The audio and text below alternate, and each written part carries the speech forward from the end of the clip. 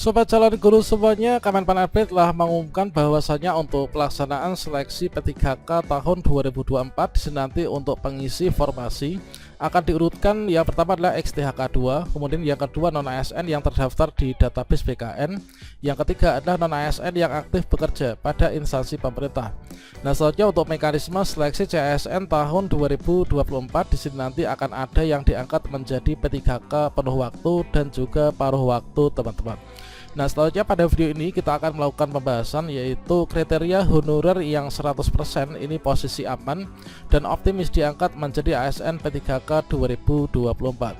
Kira-kira bagaimanakah informasinya? Nanti teman-teman silahkan cek posisi dan peluangnya sekarang ya. Bagaimanakah informasinya? Silahkan simak video ini sampai selesai. Namun sebelum kita lanjutkan, perlu saya ingatkan, bagi teman-teman yang mungkin baru pertama kali menemukan channel Calon Guru ini, silakan klik tombol subscribe-nya dan aktifkan notifikasi loncengnya, sehingga jika calon guru menyajikan update informasi terbaru, kalian tidak akan ketinggalan informasi.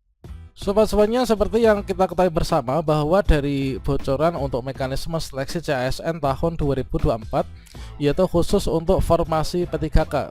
Nah, formasi P3K tentunya dari masing-masing instansi pemerintah daerah dan juga pusat ini sudah mengajukan ke Panselnas ya. Dan sekarang ini masih dalam tahap proses verifikasi dan juga validasi. Nah, ketika nanti pendaftaran P3K 2024 sudah dibuka, maka ada 3 kriteria pelamar, yaitu kriteria pelamar dan pengisian formasi P3K secara berurutan. Ini akan diberikan untuk yang pertama yaitu XTHK 2, yaitu yang terdaftar di database BKN dan telah melamar pada instansi tempatnya bekerja. Kemudian yang kedua, tenaga non ASN yang terdata di database BKN. Kemudian yang ketiga, tenaga non ASN yang aktif bekerja di instansi pemerintah.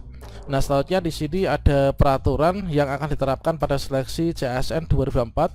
Bahwasanya di sini nanti harus ada persyaratan ini ya, yaitu aktif bekerja di instansi pemerintah selama minimal 3 tahun berturut-turut, teman-teman.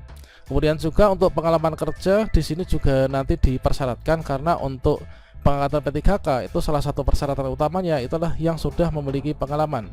Untuk teman-teman yang nanti mendaftar formasi ahli pertama, kemudian penyelia, terampil, mahir, dan juga pemula, nanti harus memiliki pengalaman kerja minimal 2 tahun. Sedangkan untuk penyelia dan juga ahli pertama ya, untuk nanti teman-teman minimal 3 tahun ya. Ini untuk jenjang muda ya. Nah, selanjutnya dari seluruh kategori pendaftar di sini nanti kita akan mengikuti seleksi dengan komputer assist test atau CAT BKN.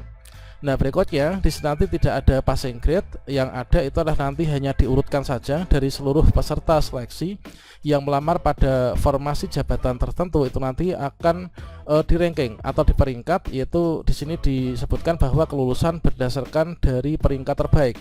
Maka untuk urutan pengisiannya per kategori nanti urutan terbaik itulah yang akan bisa mengisi formasi ya.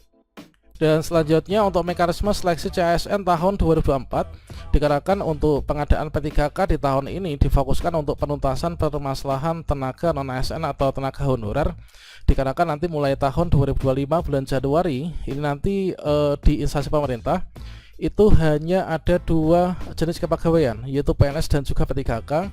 Maka dibuatlah skema penuntasan seluruh honorer ini menjadi P3K. Nah, di sini formasi khusus non ASN ini adalah 100% ya. Jadi berdasarkan dari Undang-Undang ASN nomor 20 tahun 2023.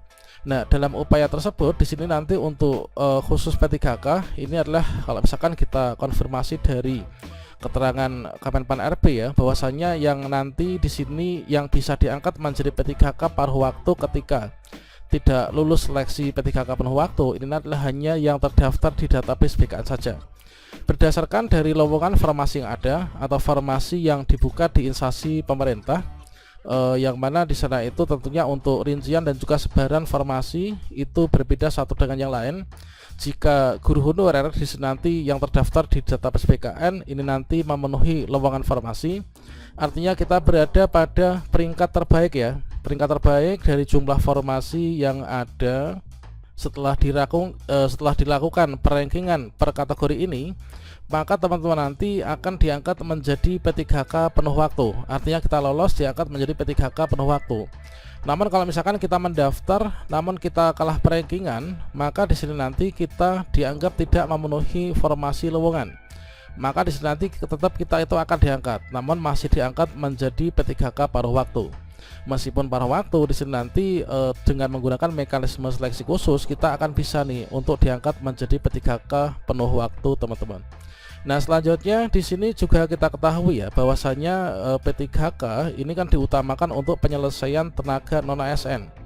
Dikarenakan apa? Dikarenakan tidak ada lagi non ASN yang bekerja di instansi pemerintah ini mulai Januari 2025. Sehingga pada bulan Desember ini nanti dipastikan seluruh permasalahan honorer ini sudah tuntas. Maka dari itulah di sini dibuat skema yaitu seluruh honorer atau semua non ASN ini nanti dapat diangkat menjadi P3K penuh waktu. Nah, namun di sini yang nanti nggak bisa diangkat penuh waktu nanti bisa diangkat nih menjadi paruh waktu. Jadi semua non ASN dapat diangkat menjadi P3K penuh waktu dan juga paruh waktu. Namun di sini ada perkecualian, siapa saja yang tidak bisa diangkat menjadi P3K paruh waktu. Yang pertama adalah yang tidak masuk database BKN. Nah, yang tidak masuk database BKN ini nanti kalau misalkan kita nggak lulus P3K penuh waktu, ya kita nggak bisa untuk diangkat menjadi P3K paruh waktu ya. Nah, selanjutnya untuk tenaga yang dapat dialihdayakan. Untuk tenaga yang dapat dialihdayakan ini nanti juga nggak bisa diangkat menjadi P3K paruh waktu ya. Ini nanti karena apa? Akan bisa dialihdayakan di outsourcing, teman-teman. Siapa saja kategori yang bisa di outsourcingkan, yaitu diantaranya yang pertama dalam bidang kebersihan, kemudian pengamanan, kemudian transportasi. Nah, namun di sini syarat untuk nanti bisa diangkat menjadi P3K penuh waktu dan juga paruh waktu, di sini nanti seluruh tenaga honorer ini harus ikut proses seleksi ya untuk mendapatkan NI P3K.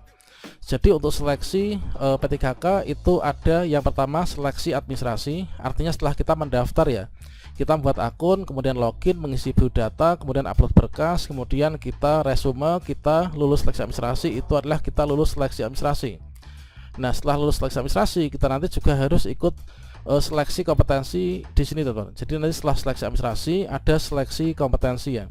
Nah, ini dianggap kita itu ikut melakukan pendaftaran atau dikatakan ikut seleksi, teman-teman. Nah, selanjutnya dengan menggunakan skema ini kira-kira siapa saja kategori honorer yang optimis bisa diangkat P3K di tahun 2024. Nah, kalau misalkan kita mencermati informasi yang sering kita dengar dan juga dari pembahasan ini, maka yang pertama ini yang paling aman itu adalah teman-teman honorer XTHK2 ya. Di sini adalah tenaga honorer XTHK2 yang terdaftar di database BKN dan juga harus melamar di instansi tempatnya bekerja. Jadi yang pertama adalah honorer XTHK2. Mengapa di honorer XTHK2 ini bisa optimis diangkat di tahun ini? Dikarenakan mereka itu berada pada urutan teratas. Kalau misalkan urutan teratas, tentunya nanti dari formasi yang ada ini akan diupayakan akan di mekanismekan, yaitu untuk diangkat pertama kali penempatan itu adalah dari XTHK2. Nah, karena dia urutan teratas, jadi nanti syaratnya adalah jika terdapat formasi ya, nanti kita bisa diangkat menjadi P3K penuh waktu. Kemudian untuk yang kedua yaitu honorer yang ada di database BKN. Nah, tenaga honorer yang berada di database BKN ini di poin nomor 2 ini di sini nanti adalah karena merupakan yang menjadi target penuntasan ya pengangkatan non ASN 2024 berdasarkan dari Undang-Undang ASN nomor 20 tahun 2023. Ini nanti bisa diangkat menjadi P3K penuh waktu dan juga paruh waktu. Kalau misalkan kita ini lulus, artinya memenuhi formasi, kita diangkat menjadi P3K penuh waktu. Kalau misalkan kita nggak lulus, ini nanti kita tetap akan bisa diangkat meskipun sementara diangkat menjadi P3K paruh waktu. Dan kemudian untuk yang ketiga yaitu tenaga honorer di instansi pemerintah ya. Nah, tenaga honorer di instansi pemerintah ini memang di sini berada pada urutan ketiga. Namun nanti tentunya berpeluang besar ketika tenaga honorer di instansi pemerintah ini terdapat sisa formasi ya. Nah, syarat untuk tenaga honorer di instansi pemerintah ini bisa diangkat menjadi P3K penuh waktu asalkan terdapat sisa formasi setelah penempatan dari XTHK2 dan juga setelah penempatan dari tenaga non-ASN yang terdaftar di database BKN yang melamar pada formasi yang sama dengan tenaga honorer yang ada di instansi pemerintah ini teman-teman. Jadi kalau misalkan nggak ada sisa formasi, ya nanti kita nggak bisa nih untuk diangkat di tahun ini. Kemudian untuk yang keempat yaitu guru lulus passing grade ya, atau P1 tahun 2021. Mengapa demikian? Dikarenakan dari usulan rekomendasi Kemdikbudristek untuk P1 di sini tetap diutamakan untuk pengangkatan P3K guru tahun 2024. Namun terdapat ada sekitar 2000-an yang nanti nggak bisa diangkat ya, dikarenakan formasi yang diajukan itu ternyata cukup sedikit ya di beberapa instansi. Terkait tentang pembahasan untuk guru P1 mana saja yang bisa tuntas dan nggak tuntas, ini sudah kita bahas pada video sebelumnya, silakan nanti teman-teman bisa cek ya. Kemudian untuk yang kelima, apakah guru swasta dan lulusan PPG ini nanti bisa mendaftar? Kalau misalkan kita itu menyimak rekomendasi usulan Kemdikbudristek yang terakhir, bahwasanya di sini nanti untuk database pendaftaran P3K guru 2024, ini khusus P3K guru ya, ini nanti menggunakan database Dapodik teman-teman, Dapodik, dan juga menggunakan database lulusan PPG Kemdikbudristek. Nah kalau misalkan demikian, ini nanti teman-teman akan bisa ya untuk melakukan pendaftaran. Namun di sini ada persyaratan untuk guru swasta dan juga lulusan PPG yang masuk dalam pelamar umum ini nanti bisa mendaftar dan bisa diangkat ya, lulus ketika terdapat formasi yang melebihi jumlah guru honorer sekolah negeri yang ada pada instansi kita, dan yang sesuai dengan pada ijazah yang linear ya, dengan formasi yang dibuka saat itu.